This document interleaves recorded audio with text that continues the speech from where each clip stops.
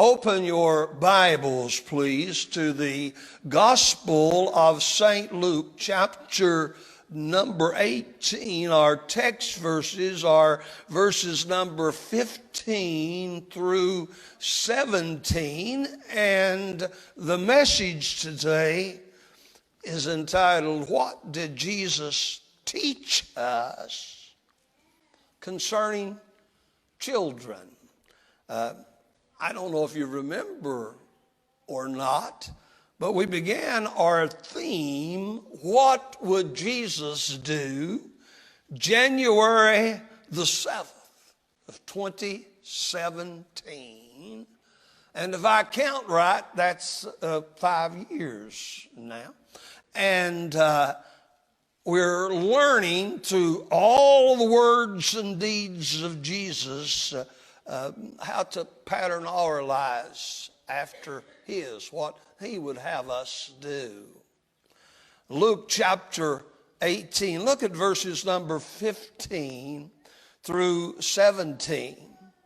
The Bible said, "And they brought unto him also infants, that he would touch them. But when his disciples saw it, they rebuked them. But Jesus called them unto him and said, Suffer little children to come unto me, and forbid them not, for of such is the kingdom of God. Verily I say unto you, whosoever shall not receive the kingdom of God as a little child shall in no wise enter therein." Let's pray. Father, thank you for this host assembled in this place today. We thank you for our first-time guests, our returning friends, and we thank you for this great church family and all of your blessings upon our lives. Thank you, Lord, for the text that lies before us this morning, your lesson concerning children. Father, may we learn it well. If there's anyone in the auditorium or worshiping with us online that does not have salvation, they're not sure if they died today, they'd go to heaven. Lord, please help them to come to Christ and settle eternity for sure. Please help them today. And help all of us as your children to deal with all of those special, most important people among us, the children. In Jesus' name I pray, amen. As we come to our text for today, you will probably remember we just considered the story that Jesus told of a Pharisee and a publican that went into the temple to pray. Now, that Pharisee prayed, and it seems audibly, and he spent some moments telling God just how good he was and how deserving he was. And the tax collector felt himself so far from God, he would not even lift up his eyes unto heaven, but smote upon his breast. And he prayed like this, "God, be merciful to me, a sinner." Jesus said of the two, the publican went to his house a saved man, right with God. And I remind you that the publican and his prayer is our pattern. The Pharisee certainly is not. Now, as we come to the text immediately before us today, some parents or perhaps grandparents or maybe some guardians entrusted with children, had children, they brought those children, the Bible said even infants, to Christ, wanting him to touch them with his blessings. But the disciples, isn't that something? Rebuked those parents. And Jesus, knowing this, kindly called the disciples over to him in a private moment. Of course, he would not want to embarrass anyone. And he gave them this quiet instruction. He said, "Suffer little children and forbid them not to come unto me, for of such is the kingdom of God." And of course, Jesus, if you read the account in Matthew, Jesus went ahead and he laid his hands on these children, and he blessed them. Now, here's my guiding thoughts for the message today. First of all, I want you to notice there's an interest in some parents that their children be blessed. Parents are interested in the spiritual life of their children. Secondly, in the text, there's a good intention that isn't so good after all. Also, in the text, there's an instruction to all of us concerning little children and how we deal with them, how we treat them.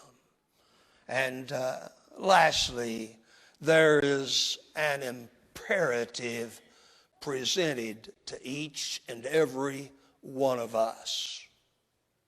It's a wonderful little account that we have at this juncture of the Scriptures, and there's an interest in some parents. Maybe they're grandparents, maybe they're aunts, uncles, maybe they're guardians, maybe they're older brothers, maybe they're older sisters, but there are some folks that have some little babies, and then according to the text itself, and if you look at Matthew 19 and verse 13, the infants were also, there were some little children, perhaps toddlers,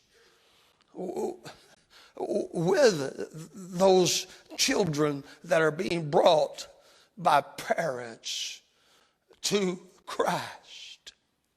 And the first thing I think of when I think of this event is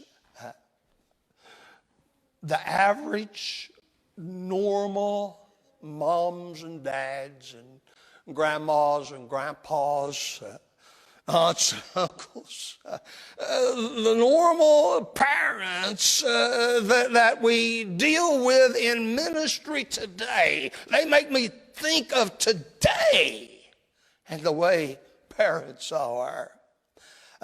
Most parents, they believe in God. They really do. They may not have much of a right understanding about God, but they believe in God, and they believe in Jesus, and like these in our text, they want God's blessings upon their children. Granted, they don't really know how to secure God's blessings upon their children, but they desire it. They want God's blessings upon their children. And all of you parents here, you can attest to that your own selves. And parents are interesting. And their philosophies of life are interesting. How they feel about things is quite interesting. And they just wanted Jesus. Oh, I enjoy this man's preaching. He is a man of God. He's a rabbi. He's prophet. I want that the words he says, I want that man to touch my children and give them God's blessings. People are so much like that today, even if they don't really understand what it takes to secure the blessings of God. Can I tell you a story? I remember years ago witnessing and dealing with a gentleman, and he was given to drink, and he gave himself too much to it, and he just wasn't into Christianity at all, and his manner of living rubbed off on a young son. And the young son started being like his daddy. And this troubled his daddy. Because there's some areas in which dads don't want sons to follow, isn't there? And he said, in talking to me, I pray for my son. He's getting up. He'll soon be a teenager. He's already giving me trouble. And then he said this, and I couldn't help but laugh. Part of my heart broke, but I couldn't help but laugh. He said, you know, he said, I took him out there at Landmark and had him baptized, but it didn't do him a bit of good. It didn't do him a bit of good. Well, you see, it's kind of like perhaps some of the parents in our text, they don't know so much about what's really required to get God's blessings on their children, but they want God's blessings on their children. And here's the thing. Of all those people, look how the good Lord treated all of them. And there's usually, from among all these parents that brought their children and wanted their kids to be blessed, there's probably only a few that are willing to give themselves to God and do their part in securing God's blessings upon their lives. You know, obviously you're aware of the fact that over the decades we have a biblical practice of dedicating children, babies and little children, to the Lord. It's a biblical practice. It's good.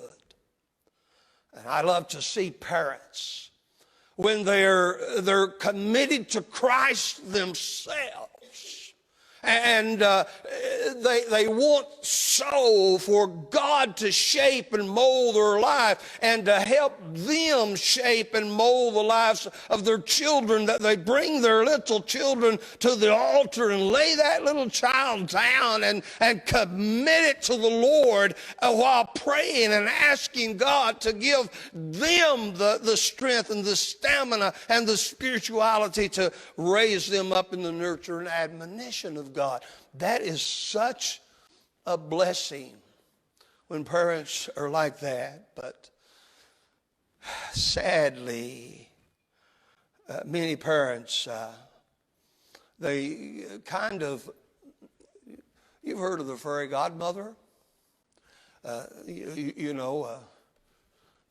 Some parents, they kind of like God to just give them a blessing, but they're not in themselves willing to do anything that God wants them to do. And that type of the dedication of children usually doesn't work out. Here's so all kinds of parents, I'm sure, are demonstrated in this text. But here's the thing that I want you to see. Here's the point that I want to get across. It's not ours to know the future. It's ours to do the present. Jesus, in a private moment, gave the disciples an all-important eternal lesson. Listen, it's not for you to know the future. It's for you to do the present. And allow little children to come unto me, for such is the kingdom of God. I have some questions. Did these parents continue in serving the Lord? They're Mr. and Mrs. Average Parent. They came before the Lord, and perhaps the Lord sat down from his teaching, and perhaps they brought the little child over. And perhaps the little child got up on Jesus' knee. And perhaps Jesus said, "Bless you, my child." And that parent, they were so moved at the moment that they walked away wanting to keep the blessings of God on their family. And they set out to serve the Lord. But I wonder how many continued in the service of the Lord. It's not for us to know. It's not for us to judge. It's not for us to keep parents from bringing their children to the Lord. It's not for us to keep a child from coming to the Lord because we have a question about the future, whether they will pan out, as the old country saying that I grew up with, or not. It's not ours to know the future. It's ours to do the present. Did they do their spiritual part as a parent? Did they? Did some of these children being dedicated to the Lord or getting blessed of God at this time, did they in turn learn to walk with Jesus and become dedicated Christians themselves? You know, Paul wrote to Timothy, and he spoke of a faith that was in his mother and in his grandmother, and says, "I'm persuaded it is in you." I wonder if there were some Timothys. I wonder if some of these children didn't grow up and become the future leaders of the church, so to speak. It's not ours to know the future. It's ours to do the present. Now, in the story, it brings me to the next point. There's a good intention that doesn't turn out so good. Look at the response of the Lord to the disciples about these parents. They brought unto him also infants and little children, that the Lord would touch them. And when the disciples saw it, they rebuked them. Now, why? The question arises, why? Well, obviously, they meant well. I'm confident that these disciples meant well. You see, they knew that Jesus often had a busy schedule, and they knew that Jesus was often, humanly speaking, exhausted. Did you know he was? You'll read the account of him winning the lady to himself in John chapter 4. We're told that he came to the well there in Samaria, and he was wearied. So the disciples, they had good intentions. They knew that their master, the Lord, had a busy schedule, and it was often just exhausting. And then they knew he had the burden of leadership. And think about people that have never been in leadership. they can never understand the burden of leadership. But Jesus had the burden of leadership. Now, how would you like to deal with some guys like these disciples? I mean, if you go backward in the chapters, around Luke chapter number 9, the Lord wants to go in, I think it's Samaria, and he sends some of his disciples into the area to make ready for his arrival. And that city, for some reason, wasn't interested in Jesus coming by. So these disciples, they came back to the Lord and said, Lord, you want us to do like Elijah? We'll call fire down from heaven if you want to, and we'll burn those rascals up. And they meant well. They loved their Lord, but Jesus said, you guys know not what manner of spirit you are. And the burden of leadership. So the disciples meant well, I'm sure. They loved Jesus and was probably only seeking to make his ministry easier. But in their good intentions, here's what is a practical lesson would help us all. In their good intentions, they failed to consult with Jesus as to how he wanted this area of his ministry conducted. It's always a good idea to consult with Jesus before you do anything. And it's always a good idea to respect other people and consult with them, particularly if the ball is in their court.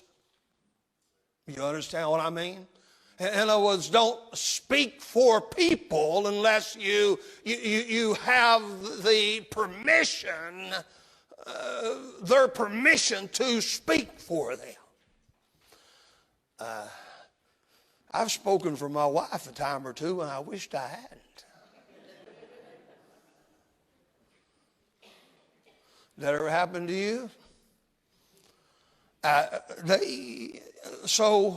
Listen, here's what we learned. Before you speak for someone, make sure you consult with them first so you won't speak wrongly and have to be corrected. And, of course, Jesus handled the misunderstanding in a very, I think, instructional, wonderful way. You know, on a practical level, don't embarrass people just because you can or just because you feel like it. It's interesting here, if I'm reading this correctly, and I think that I am, and Jesus called them, those disciples, unto him. I really don't think that he spoke what he spoke in a manner that would embarrass the disciples. I think he took them as a quiet moment, and I don't think that other people heard what he said. And he gave them private instruction as to handle the ministry with children.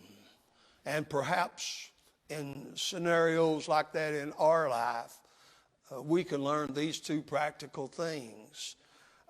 Don't speak for someone without consulting them first about matters of ministry and importance.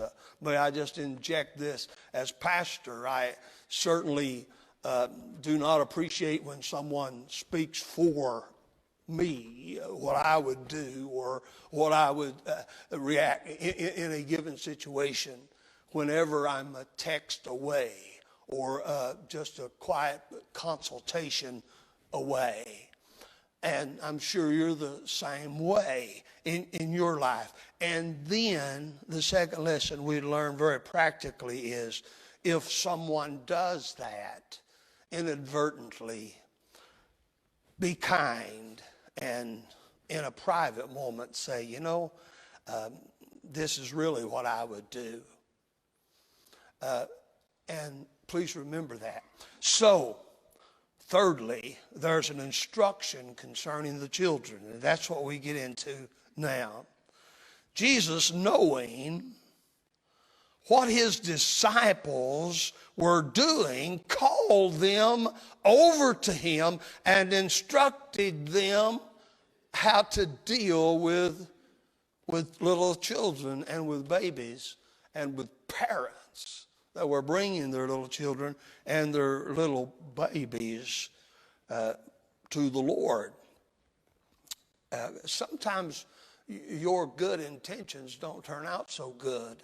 And I'm sure those parents walked away, some of them heartbroken, some of them tears down their cheek, because Jesus they thought, wouldn't touch their little child with blessings.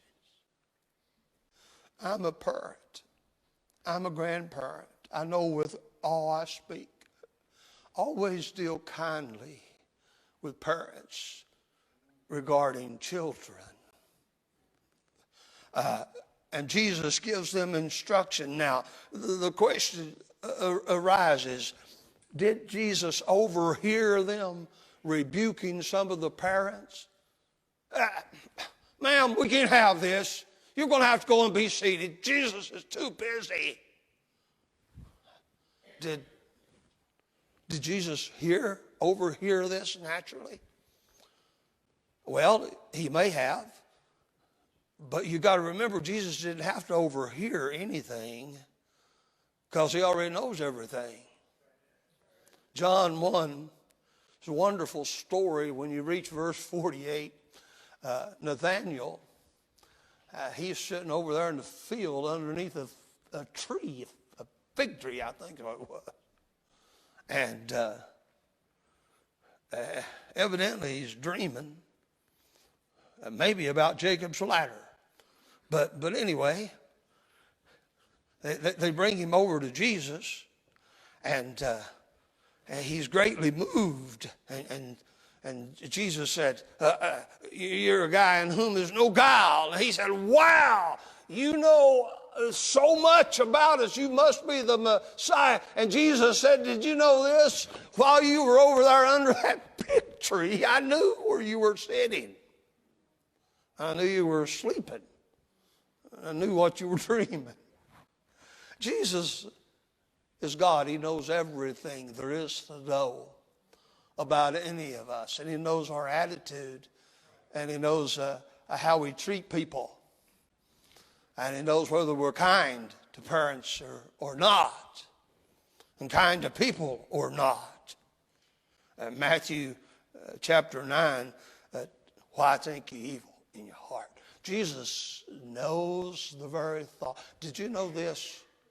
Jesus knows everything every one of us is thinking at this very moment in this congregation. Wow. Here's what I want you to focus on, though. Jesus tells us how to deal with children. Suffer, allow, we know that to be what he's saying. Little children, and forbid them not to come unto me, for of such is the kingdom of God. Here's what we learn.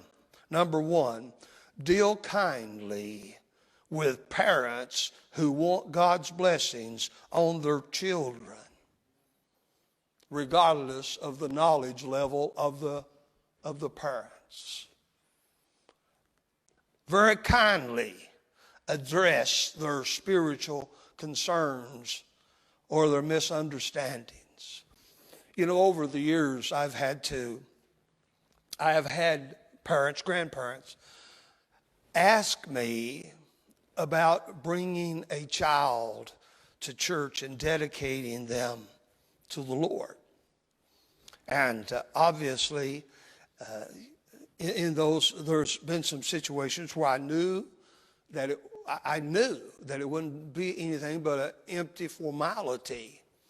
And they were just under the notion of like some religions do with children. But the way I always dealt that is very kindly, dealt with them very kindly, and explained to them that this doesn't save a child. It doesn't make a child ready for heaven in any way.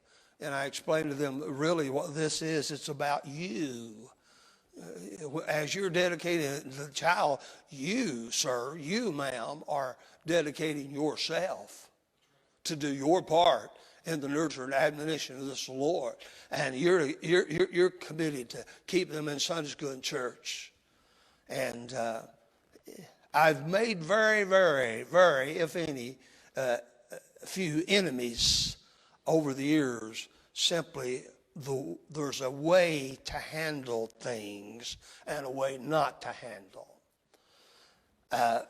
Never tell a kid he's too young to be saved or too young to be baptized. Kindly question them to determine if they really understand what it's all about. Can I tell you something? This will help you. All you parents in dealing with kids and all you people dealing with parents and kids. I remember when I got saved, I was 13-year-old. And some of these kids today that's getting saved at 6 and 7 year old, and I know some that's even got saved at 5, and I don't doubt their salvation one bit. I really don't. But I was 13 or 14 or 12, depending on which sermon I'm preaching is how old I was. It's been so long I forgot. But I can tell you the time. I can take you to the place where the Lord saved me by his wonderful grace. They didn't mark it down the calendar for me, and therefore, but the baptismal date was put. But listen, are you ready for this? I remember going immediately and telling someone that I loved with all my heart. I won't say who they were. And telling someone that loved me with all their heart that I'd gotten saved. And to this day, I remember their words. I hope you know what you were doing, was the first words I heard. And I remember that hurt me. That hurt me. I would have much heard, oh, I'm so happy that you've come to Christ. That's so wonderful. It's the most important decision you'll ever make in your life. I would have so much rather have had a hug and an acceptance and an encouragement that I had been birthed into the kingdom and family of God. I learned a lesson. Never,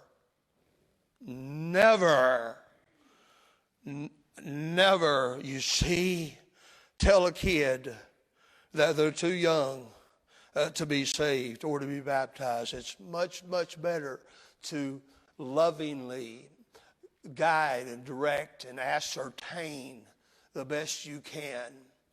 And with biblical love and guidance, and always have a dedicated, consistent ministry to the children in your church. Let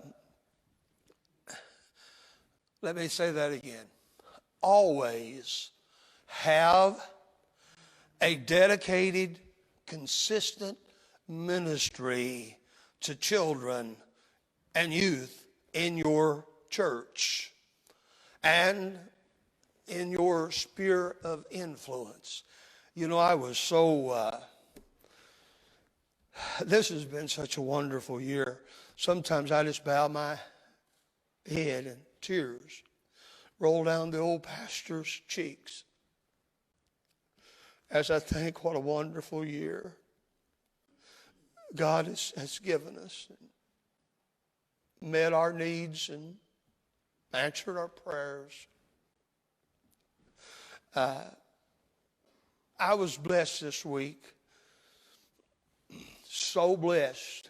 I first saw,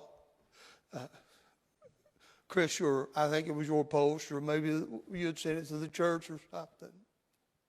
You and Grace on Malachi standing there with, I think I counted 8 of our young adults and teens that had gotten together for the Ark Encounter experience. And I said, oh, thank God for parents that encourage and be the ox goad and push their kids spiritually and their young adult kids spiritually into something that will help them spiritually. And then, Sister Bev, I noticed your post. And I think there was 18 little boys and girls at the Christmas party. Looked like they was having a good time. I'm sure they sure burned you all at the stake or something, but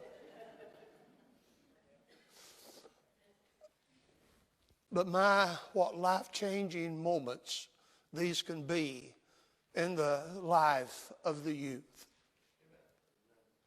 Those are experiences they'll never forget. Can I tell you this? Down in the hills where I grew up, we didn't have all the conveniences. We had no air conditioning in our church. We never had any padding on our pews. We'd have a couple of old Baptist preachers, usually an older one and then a younger one that was learning, come into our communities and conduct Bible schools. And I remember sitting outside in the Bible school on the grass and in the weeds and eating bologna sandwiches and tater chips, potato chips, and Kool-Aid. And I remember getting more at Bible school than Bible learning. Did you ever hear chiggers? I got some of them take home also. But these are life-changing, life memorial moments.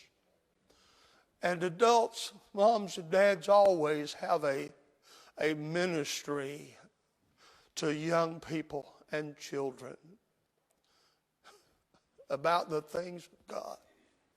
Always have that, because we're probably most may escape some.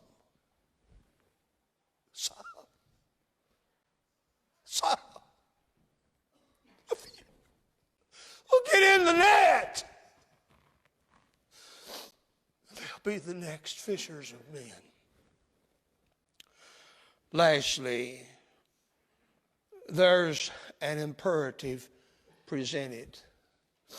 I'll only be a couple of moments longer. In conclusion, please notice the statement that Jesus makes. After saying, suffer the little children, forbid them not to come unto me, for of such is the kingdom of God. Now let me, before I've got to inject this, I don't want to be mean. Parents, I don't want to even be unkind. But there's a lot of you, and some of you watching online, you could do a lot better job as an ox goad. You know what ox goad is? It's a long stick. I got one of them in my office. It's got a nail in the end of it. And because I led the preachers' meeting in Cincinnati for probably 16 years, when I gave that mantle to someone else, they gave me an ox goad. And I'll treasure. But parents, you could, grandma, you could be doing a lot better job as an ox goad. Buddy, you make sure they get them involved in everything in the world. You make sure you keep them involved in every activity in the world. You never put Christ and the church first.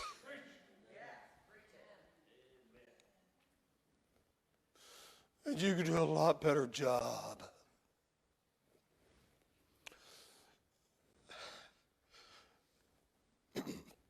At putting Christ in the church first. Because when it's all said and done, only one life will soon be past. Only what's done for Christ will last. Of everything a child learns, of everything they're exposed to in life, the one eternal exposure that needs to be repeated again and again and again and again and again. It's exposure to the Word and the will of God for their lives.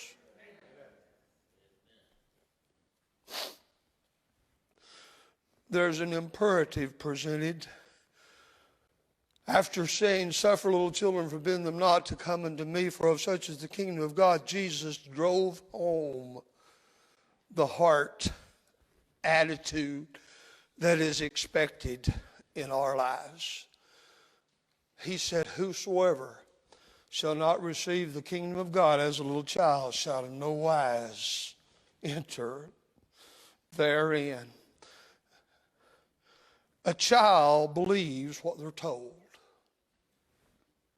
Hebrews 11:6, they that come unto God must believe that He is, and that He is a rewarder of those that diligently seek Him. A little child is very trusting and dependent.